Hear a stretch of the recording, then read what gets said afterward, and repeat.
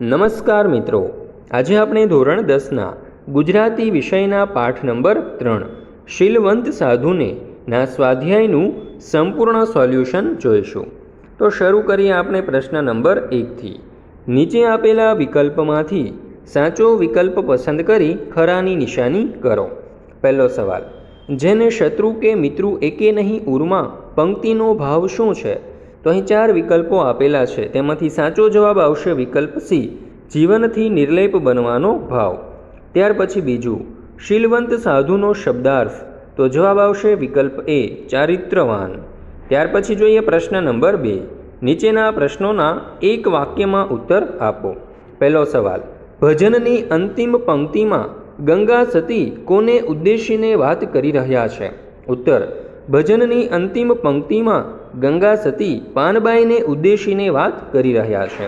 બીજો સવાલ, શીલવંત સાધુના ચિત્તની વૃત્તિ કેવી હોય છે? ઉત્તર, શીલવંત સાધુના ચિત્તની વૃત્તિ નિર્મળ હોય છે। પ્રશ્ન નંબર 3, નીચેના પ્રશ્નોના 2-3 વાક્યમાં ઉત્તર આપો। પહેલો સવાલ, ગંગા સતી પાનબાઈને કેવી વ્યક્તિની સંગત કરવાનું કહે છે? ઉત્તર, જે સંતના મન, વચન અને વાણીમાં એકરૂપતા હોય, જે આઠે પહોર દિવ્યાનંદમાં રહેતો હોય અને જે પરમાત્માના ધ્યાનમાં લીન હોય, જેનું જીવન નિર્મોહી હોય અને ભજનમાં વ્યસ્ત રહેતો હોય, એવી વ્યક્તિને સંગત કરવાનું ગંગા સતી પાનબાઈને કહે છે।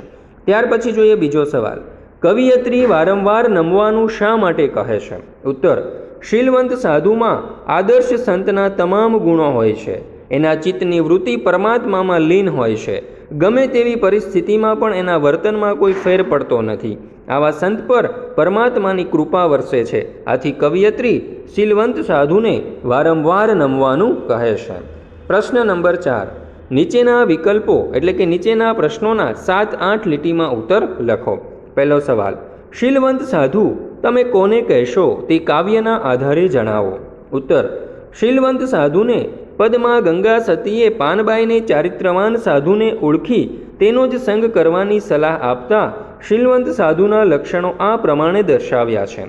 સાધુ ચારિત્રવાન હોય છે, તેઓ હંમેશા નિર્મળ અને પવિત્ર હોય છે, આથી જ પરમાત્માની એમના ઉપર કૃપા વરસે છે। એમનું લક્ષ્ય તો કેવળ પરમાર્થ જ હોય છે, એમને કેવળ પરમાત્માના વચનોમાં જ વિશ્વાસ હોય છે, એમના મન, વચન અને વાણીમાં એકરૂપતા હોય છે, એ આઠે પહોર દિવ્યાનંદમાં રહે છે, એમની તુર્યાવસ્થા જાગી ગઈ હોય છે, એ મોહ માયાથી પર હોય છે, આવા સંતોનો સંગ કરવાથી જ સંસાર તરી જવાય છે। તો અહીં આપણે આ પાઠને પૂર્ણ કરીએ છીએ। આ પાઠ એટલે કે આ વિડીયો તમારા દોસ્તો, મિત્રો, ભાઈબંધો, સખીઓ, બહેનપણીઓ બધાને સેન્ડ કરજો, જેથી તેઓ પણ આ પાઠનો અભ્યાસ કરી શકે। અને હા, આ પાઠ આ ઉપરાંત આ સિવાયના બધા જ પાઠના લિંક જે છે તમને ડિસ્ક્રિપ્શન બોક્સમાં પણ આપેલી છે અને ઉપર આઈ બટનમાં પણ આપેલી છે, તો ત્યાંથી તમે ધોરણ 10ના ગુજરાતી વિષયના બધા જ પાઠના વિડીયો મેળવી શકશો।